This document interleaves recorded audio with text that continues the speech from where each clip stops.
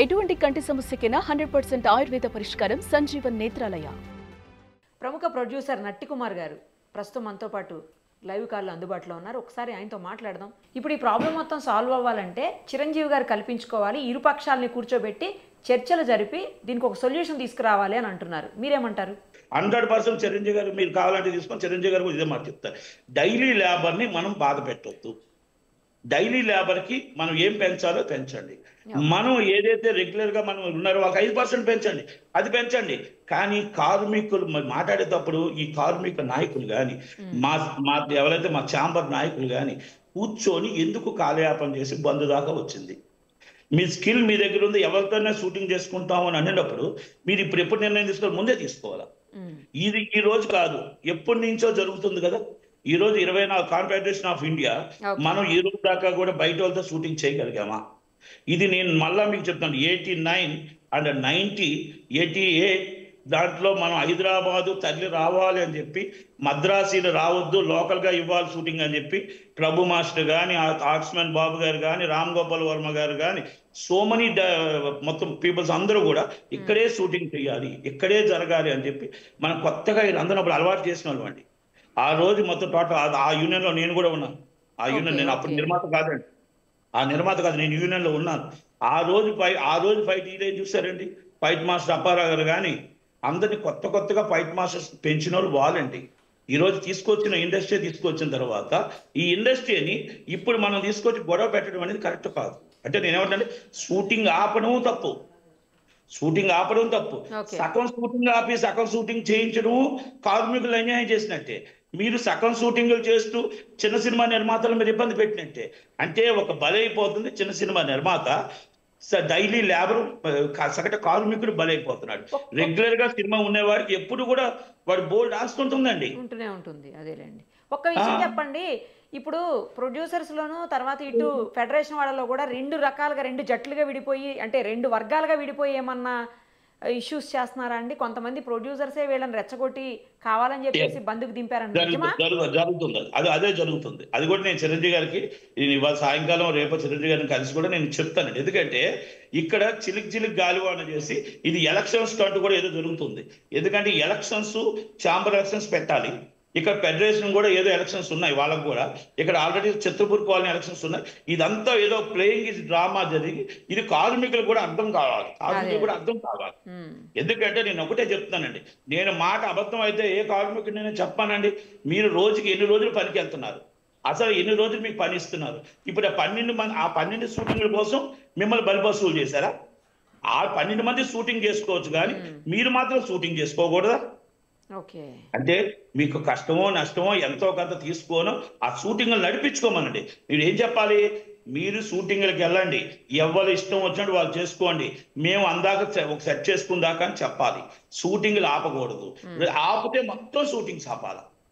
అంటే మొత్తం షూటింగ్లు అన్నీ ఆపాలా. 12 మంది 13 మంది షూటింగ్లు జరగడం ఏంటంటే అది నేను మాట్లాడిన మాట కాదండి, అనిల్ గారే చెప్పారు ఇందాక. మాకు 30% లెటర్ ఇచ్చిన వాళ్ళు చేస్తున్నారు అంటే 30% లెటర్ ఇచ్చిన వాళ్ళు చేస్తారు. 30% లెటర్ ఇవ్వనాడు ఆ కార్మికుడు ఆకలితో ఉంటాడా? ఆ ఆకలికి నువ్వు నెల రోజుకి ఎంత ఇస్తున్నావు వేతనం? నీకు దన్నుగా ఉన్నందుకు వేతనం ఎంత ఇస్తున్నావు? నీ బుచ్చి జిందాబాద్ కొట్టడానికి నువ్వు వేతనం ఎంత ఇస్తున్నావు? మధ్యాహ్నం భోజనం ఎవరు పెడుతున్నారు? 12 షూటింగ్లకి వాళ్ళ కుటుంబం కడుపు నిండుతుంది. ఇక్కడ మొత్తం 88 మంది కుటుంబాలు రోడ్డు మీద పడుతున్నాయి, ఆకలితో అలమటించిపోతున్నారు. వాళ్ళ పరిస్థితి ఏంటి? ఇది అనిల్ గారు చెప్పాలి సమాధానం. ఎందుకంటే విభజించు పాలించు చెయ్యొద్దు. మొత్తం చేస్తే మీరు షూటింగ్ మొత్తం ఆపండి, ప్రాబ్లం సాల్వ్ చేసేయండి. మీరు పెద్ద చిరంజీవి గారిని కూర్చోబెట్టండి, మాట్లాడండి. తప్పు నేను మాట్లాడిన మాటలు కానీ ఎక్కడైనా తప్పు ఉందా? నీ పేదవాడు బతకాలి, డైలీ లేబర్కి పెంచండి. మీరు ఎక్కువగా పెరుగుతున్న వాళ్ళందరినీ కూడా మీరు చూడండి. అంటే నేను 2 విషయాలు అడుగుతున్నాను, నిర్మాతలను కూడా అడుగుతున్నా, ఇప్పుడు చేస్తున్న నిర్మాతలు కూడా, సుప్రియ గారిని అడుగుతున్నా, మేము అందరిని అడుగుతున్నాం. అమ్మ మీరు ఒక సైడ్ ఆర్టిస్ట్ వస్తే డైలీ వేజ్ ఎంత ఇస్తున్నారు? ఆ మొత్తం టోటల్గా మేకప్ మ్యాన్కి 25,000 ఇస్తున్నారు, ఆ కాస్ట్యూమ్ చీఫ్కి ఎంత ఇస్తున్నారు, ఆ మేనేజర్కి ఎంత ఇస్తున్నారు, ఆ బెంచ్ కార్కి ఎంత ఇస్తున్నారు, ఆ కార్వెన్లకి ఎంత ఇస్తున్నారు, ఆ 5 స్టార్ ఫుడ్ ఎంత ఇస్తున్నారు, వేస్టేజ్ ఎంత అవుతుంది? ఒక్కసారి మీ గుండెల మీద చేసుకొని చెప్పండి. అదంతా కలిపి ఈ డైలీ లేబర్కి ఎంత అవుతుంది? మీరు మనసు పెట్టి చేస్తే ఆ డైలీ లేబర్కి వాళ్ళు ఇంటెల్ వాళ్ళే అన్నం తింటారు. ఈరోజు 1192 రూపాయలు డ్రైవర్కి ఎక్కువ తక్కువ? మీరు చెప్పండి నాకు మాట. ఒక కాస్ట్యూమర్కి ఎంత, ఇవన్నీ మీరు ఒక్కసారి తీయండి. వాళ్ళ కోసం కాదు మీరు మాట్లాడేది. మీరు కాంట్రాక్ట్ లేబర్ తీసుకుంటున్నారే, కాంట్రాక్ట్ A1 టెక్నీషియన్స్, వాళ్ళ కోసం మాట్లాడండి. మీకు రోజు 10,000 రూపాయలు ఉందే మాట్లాడండి, రోజు 3,000 రూపాయలు ఉందే మాట్లాడండి. 1,000 రూపాయలు 15 రూపాయలు లైట్ మ్యాన్కి ఎంత ఉందమ్మా? ఆ లైట్ మ్యాన్ కోసం కూడా మనం మాట్లాడతాం. లైట్ మొయ్యగలుగుతామా? దాన్ని మోద్దాం రండి. వాళ్ళు మోస్తాడు, మొయ్యకుండా మీరు మొయ్యండి ఎవరో ఒకరు రైట్ని చూద్దాం. నేను కార్మిక నుంచే వచ్చాను, నేనేమి ఫస్ట్ నుంచి ప్రొడ్యూసర్ని కాదు. కాకపోతే దాసనారాయణ గారు ఉన్నా కూడా మేము ఆయన దగ్గర నేర్చుకునేది ఇదే మాట, దాసల పద్మ గారు ఉన్నా కూడా ఇదే మాట. ఇది మాకు చెన్నై నుంచి వచ్చింది. ఇది ప్రతిసారి జరుగుతున్నా కూడా సామరస్యంగా చేయడానికి ఒక మనిషి కావాలి. దాన్ని మీరు 3 నెలల నుంచి మీరు ఎందుకు వెళ్ళలేదని అడుగుతున్నా చిరంజీవి గారికి, మీరు ఎందుకు పట్టించుకోలేదని అడుగుతున్నా నేను చిరంజీవి గారికి. ఇప్పుడు వెళ్ళారు కదండి, సమస్యకు పరిష్కారం దొరుకుతుందేమో చూద్దాం. 100% సమస్య పరిష్కారం జరుగుతుంది. ఇప్పుడు మేము కూడా వెళ్తాము. మేము అడగంటే అమ్మ కూడా అన్నం పెట్టదు. మా చిన్న సినిమా నిర్మాతల కోసం ఏం కావాలి, అలాగే పెద్ద సినిమా నిర్మాతలు బాగుండాలి, అలాగే కార్మికుడు బాగుండాలి, టెక్నీషియన్ బాగుండాలి, అందరూ బాగుండి సినిమా షూటింగ్లు ఆగకూడదు. నేను అంటుంది మళ్ళా చెప్తున్నాను, ఎవరి మీద కక్ష కాదు ఇక్కడ. మీరు కొన్ని షూటింగ్లు చేసి కొంతమంది కార్మికులు ఆకలితో పెట్టడం ఎంత దాకా కరెక్ట్? ఇది న్యాయమా? మీరు చెప్పండి పోనీ, మీరు చెప్పండి పోనీ, మీ న్యాయమా ఇది? వాళ్ళంతా కడుపు నిండితే వాళ్ళందరూ ఆకలితో అక్కడ వచ్చి కృష్ణానగర్ దగ్గర కూర్చొని ఫెడరేషన్ దగ్గర జిందాబాద్ అంటుంటే ఇది న్యాయంగా అనిపిస్తుందా మనకి? డైలీ లేబర్కి నేను ప్రొడ్యూసర్ కూడా రిక్వెస్ట్ చేస్తున్నా, డైలీ లేబర్కి పెంచడంలో తప్పు లేదు. మనం 2000 నుంచి చూద్దాం. 2000 నుంచి మనం ఇక్కడ 98లో పెట్టాం ప్రొడ్యూసర్ కౌన్సిల్. ఇక్కడ 98 నుంచి మనం నిజంగా 30% పెంచుకుంటూ వస్తే మరి 1,100 రూపాయలు ఉంటుంది డ్రైవర్కి. మీరు ఒక మాట చెప్పండి. అంటే మనం ఏమంటున్నాం అంటే డైలీ లేబర్ అనేది జూనియర్ ఆర్టిస్టులు, అలాగే మీకు డైలీ లేబర్ అనేది మీకు టెక్నీషియన్స్, లైట్ మ్యాన్లు, మీకు డ్రైవర్లు, ఇవన్నీ సెట్ అసిస్టెంట్లు చిన్న ఉన్నాయి. వీళ్ళందరికీ పెంచండి, వాళ్ళ తప్పులేదు. వాళ్ళకు పెంచినంత మాత్రాన మనం గంట ఒక 5 నిమిషాలు ఒక హీరోయిన్కి ఒక టికెట్ తీసి టికెట్ క్యాన్సిల్ చేసినంత లేదు మనకి. అంటే ఇది మాట్లాడితే హీరో అంటున్నానంటే తప్పు కాదు. చేస్తున్నది చార్టర్డ్ ఫ్లైట్. అంటే ఒకప్పుడు బిజినెస్ క్లాస్ ఇవ్వమని 2011లో గొడవ పెట్టాం, బిజినెస్ క్లాస్ ఇవ్వము అని. ఈ రోజు బిజినెస్ క్లాస్ నుంచి చార్టర్డ్ ఫ్లైట్కి వెళ్ళిపోయారు ప్రతి ఒక్కరు. మీకు సైడ్ ఆర్టిస్ట్ కూడా చార్టర్డ్ ఫ్లైట్ అడుగుతున్నాడు. అది మన వైఫల్యం కాదా? మన తప్పు కాదా? కోమటిరెడ్డి వెంకటరెడ్డి గారు ఏమంటారంటే మా దిల్ రాజు గారికి అప్పచెప్పామంటారు. మరి ఆయనే ఇంతకుముందు అధ్యక్షుడు, ఆయనే ఇప్పుడు చైర్మన్, మరి ఎందుకు ఫెయిల్ అయ్యారు?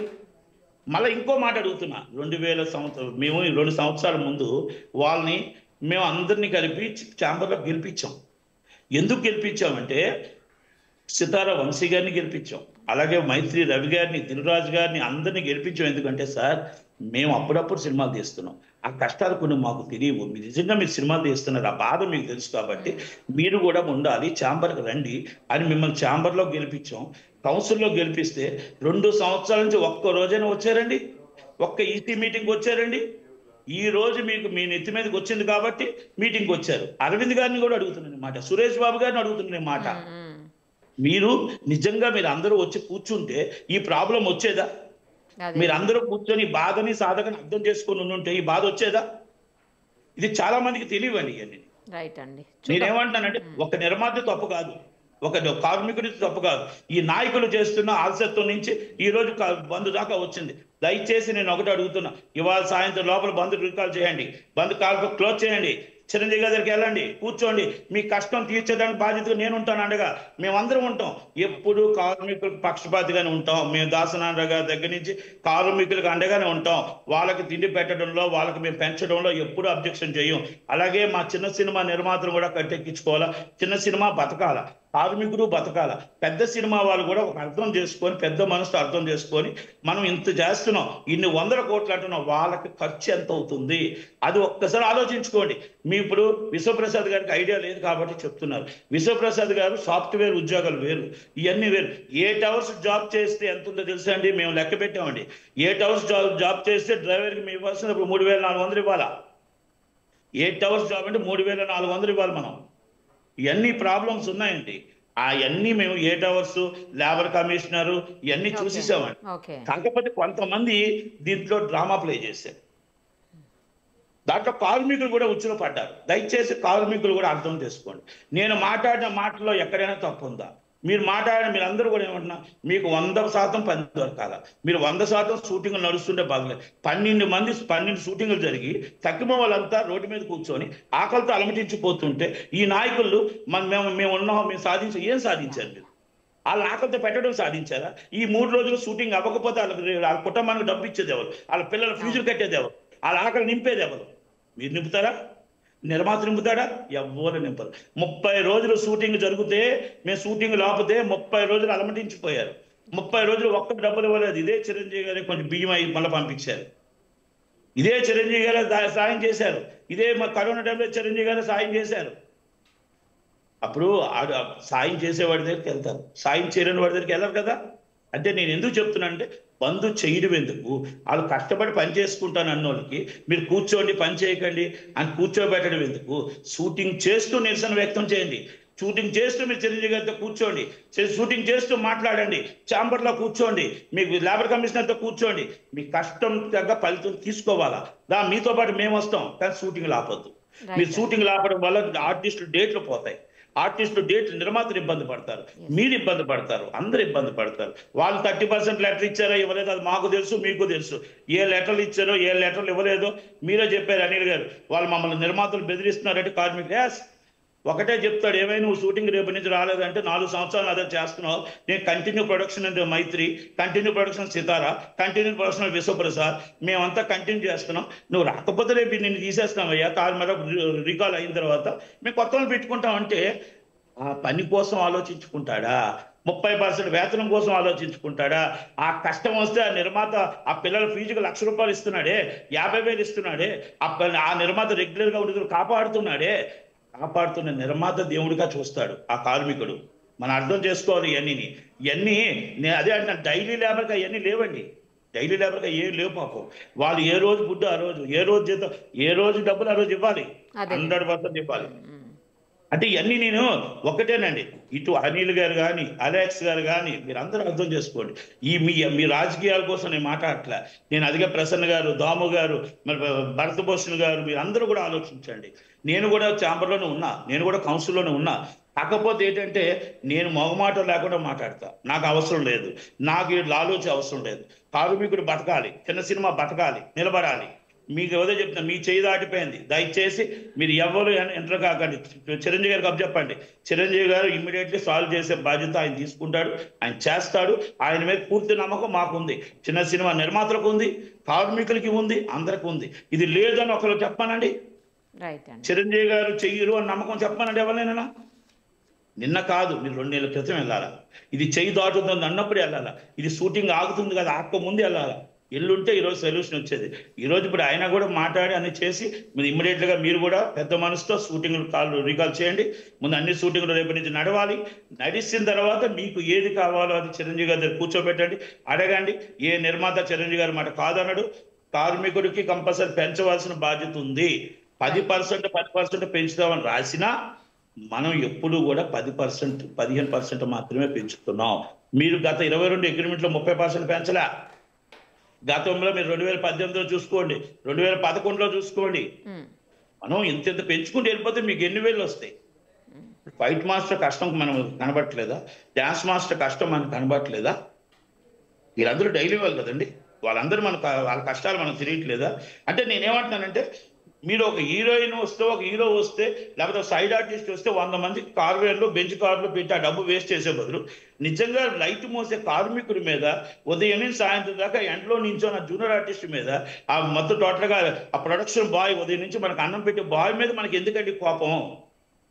మనకి ఎందుకండి కోపం? వాళ్ళ ఆకలితో ఉంటే మనకు ఆ బాధ మనకు తెలుసు. ఆ బాధ ఉంటుంది. నీకు సినిమా సూపర్ హిట్ అవ్వాలని వాళ్ళు కోరుకోవాలా, మనకి హిట్ రావాలని కోరుకోవాలా. మనం వాళ్ళని ఇబ్బంది పెడితే మనకి ఏమొస్తుందండి?